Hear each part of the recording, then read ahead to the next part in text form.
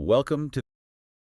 We have uh, a really unusual stack of sources. We're not looking at economic reports or anything like that. No, not at all. We're looking at simple conversations, just raw, unfiltered transcripts that detail different people's lives, their routines, what they eat, and maybe most importantly, their real feelings about their jobs. It's a fantastic sociological snapshot, really. Our whole mission here is to just quickly pull out the key insights and some of the surprising details from the stack. Right. Think of it as a shortcut to understanding the pulse of modern life, what Yeah. fuels people, what brings them out, and how they spend those few hours they actually have free. We're looking at pure behavior, not theory. And I think the best place to start with behavior is what people are actually eating. Absolutely. Okay, let's unpack this by starting with what people eat and when. Because the first thing that just jumps out is that the idea of a traditional breakfast or lunch, it's basically gone. Oh, it's obsolete. The food choices are a really striking sign of what you might call efficiency culture. When time is your biggest problem, quick fuel just wins out over nutrition. It really does. And those traditional mealtimes just kind of blur into nothing. Okay, case in point, a guy named Bill. His breakfast is cold pizza and coffee. Right. I mean, that's not even a quick pastry or a protein bar. That is literally yesterday's dinner. He says it's great for breakfast. That, to me, is radical. It is. It suggests zero prep time. Zero. It's all about comfort and just a complete disregard for what you're supposed to eat in the morning. And that's not just a weird one-off thing, is it? We see this reflected in how Leslie handles her lunch. Yeah, tell us about Leslie. She reports her lunch is just a chocolate bar and a soda. That's it. And the reason. She says she's very busy and doesn't want to deal with a big, time-consuming lunch. So you have two different people, Bill and Leslie. Yeah. And they're both using these high-calorie, super fast fixes. Leftover pizza, pure sugar. It's about managing what feels like, I guess, intense time poverty. Exactly. Speed is the #1 priority. They're probably thinking, I'll catch up on vitamins later tonight. Or maybe on the weekend. Right. And to be fair, Leslie does mention having a big breakfast, so maybe she's trying to balance it out that way. Which is an interesting strategy. But the healthy counterpoint in all this really comes from Maritza. She's having cereal with a lot of fruit and orange juice. A much more classic, high-energy start. But she seems to be the exception that proves the rule of the grab-and-go weekday. And just to kind of complete the picture of Bill's food philosophy, which is clearly comfort and speed. Zero fuss. Zero fuss. He doubles down at lunch with cheese pizza and a soda. He even specifies that he likes meat on his pizza, but, and this is a direct quote, he doesn't like vegetables. So the message couldn't be clearer. If it takes time to prepare or, requires a fork, he's not interested. Exactly. So the work week is all about necessity, quick fixes. But the sources also give us this great look at how people decompress on the weekend. And Tony's routine is, well, it's a perfect example of what you could call radical recovery. It really is the complete opposite of that high-speed weekday. He basically rejects the alarm clock. He gets up late, around 10 or 10:30 in the morning. Never early. Never. It's like he's deliberately reclaiming all that lost sleep. And after that late start, he has a big breakfast. But there's a fascinating detail here, man. He never drinks coffee or tea. No, always orange juice. It's like he's trying to flush the week's caffeine out of his system, replacing that, high-octane work fuel with something fresh, something leisurely. And what comes next is pure mental decompression. He reads the newspaper, he listens to music, housework. Sometimes, but not really. Not usually, no. It's a dedicated block of just mental white space. And his evenings seem completely dedicated to social connection. He always goes out with friends, usually to a party, and he dances. So Tony's weekend isn't about being productive at all. No. It's about physical recovery and social fulfillment. Which sets up a perfect transition to the jobs that they're all recovering from. Here's where it gets really interesting. When you look at all the different jobs and the sources and just how common dissatisfaction is. You really do see the whole spectrum of the modern workforce here. I mean, you have high-status roles, essential service jobs.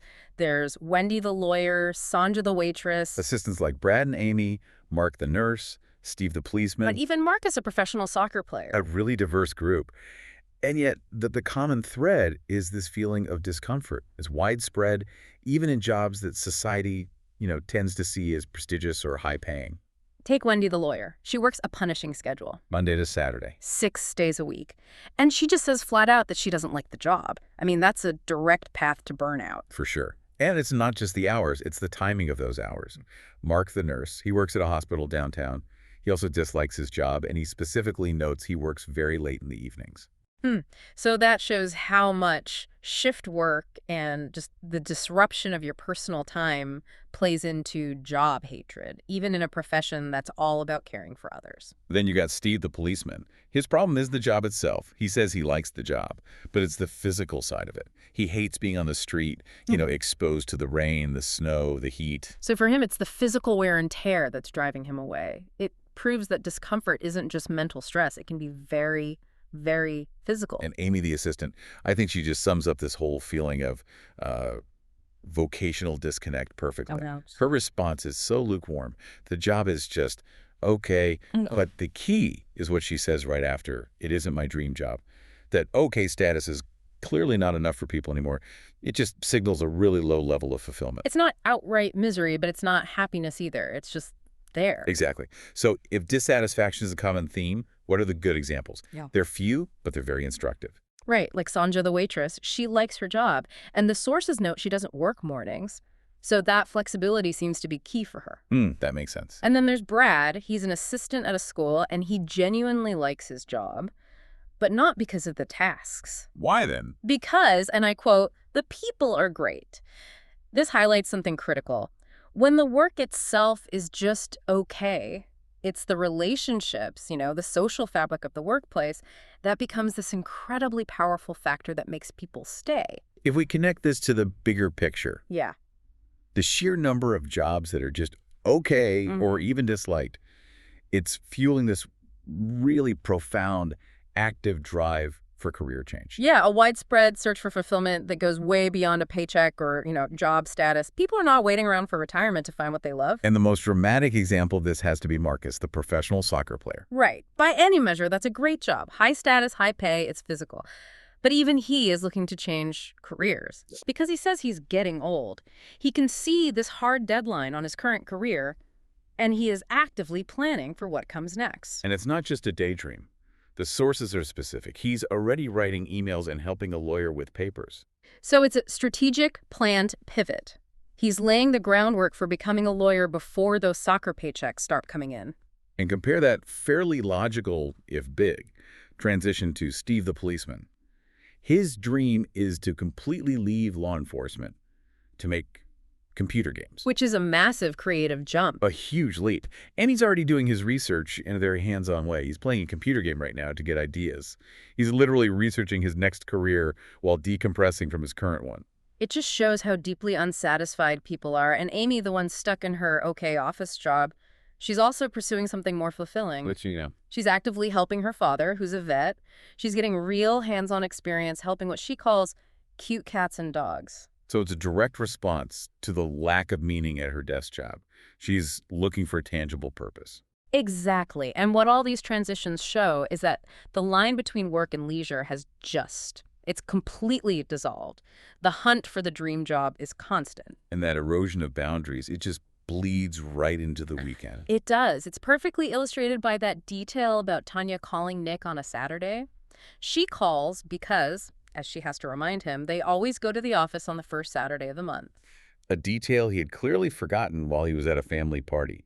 Work just doesn't respect weekends anymore. Not at all. So, while some people are forced to work on a Saturday, others are using their free time for these extreme self-imposed challenges. Let's shift focus from the daily grind to these really specialized leisure activities. Yeah, this part of the sources really reveals the depth of commitment people have for their chosen rituals, even when it involves significant discomfort. But we absolutely have to talk about the Polar Bear Club. This is an annual event. It's in New York City on January 1st. Middle of winter. Freezing. It's about 1 degree Celsius outside. Yeah. And they willingly get into the water. And the sources confirm the water is about 8 degrees Celsius. I mean, that is cold enough to give your system a serious shock. It causes, involuntary gasping, a spike in your heart rate. It's a real physical commitment. And it's not some fringe activity with 2 or 3 people. We're told about 30 people do it, men, women, children, older people. It's this annual ritualized group embrace of the cold. It has to be the ultimate reset button, right? A feeling of conquering the elements. I think so. And the ritual is very precise. Immediately after that traumatic cold swim, they all go to a restaurant for a hot breakfast and hot coffee. So the ritual isn't complete until that extreme feeling is immediately followed by warmth and comfort, the reward. Right. And that kind of intense, scheduled leisure is such a sharp contrast to the very calculated decisions a tourist has to make, like we see in the New Orleans source material. Right. This tourist is in New Orleans for just one day, which forces the series of very practical trade-offs. They can play golf or take a boat trip. But the source notes the boat trip isn't cheap, Hmm. so cost is an immediate filter on their options. And time is another one. They find out the art museum is closed today, which the tourist calls too bad. It's just a perfect little example of the frustration of planned leisure. You can have the time and the money, but still miss out. So what are the real options left? Walk in the park or go to the aquarium?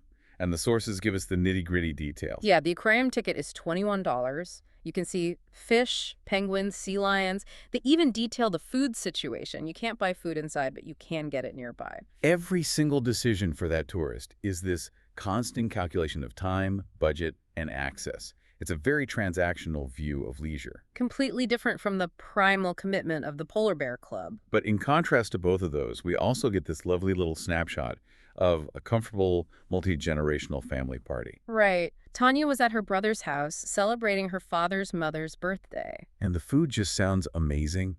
And warm grilled meat, fish, vegetables, salad, and a birthday cake that her aunt made. You can almost smell the grill. And while the adults are talking and eating, the kids are outside playing soccer. It's just a perfect picture of comfortable, routine leisure. A stable point of celebration in the middle of all this chaos. So we've seen this radical efficiency pushing people to eat cold pizza for breakfast. We've seen the discomfort that's driving professionals like a lawyer and a policeman towards total burnout. And we've seen the extreme commitment it takes to go for a swim in 8-degree water.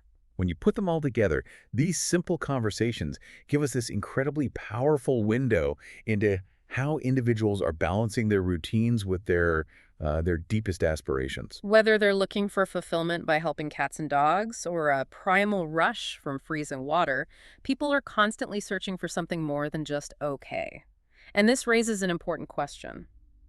The sources really imply that even when you achieve what society calls success, like Marcus the pro soccer player, that internal search for purpose just keeps going. It forces these huge, radical pivots. So what is that dividing line? What separates a job that's just okay from one that's truly a dream job? And how much is modern life willing to demand in that pursuit? Like sacrificing your Saturday morning or choosing that kind of extreme discomfort over comfort. Well, we encourage you to think about your own situation based on the spectrum we've unpacked today. Are you settling for the okay, like Amy the assistant? Or are you maybe planning a new radical course like Stev, dreaming of making computer games? Thanks for diving deep with us. We'll see you next time.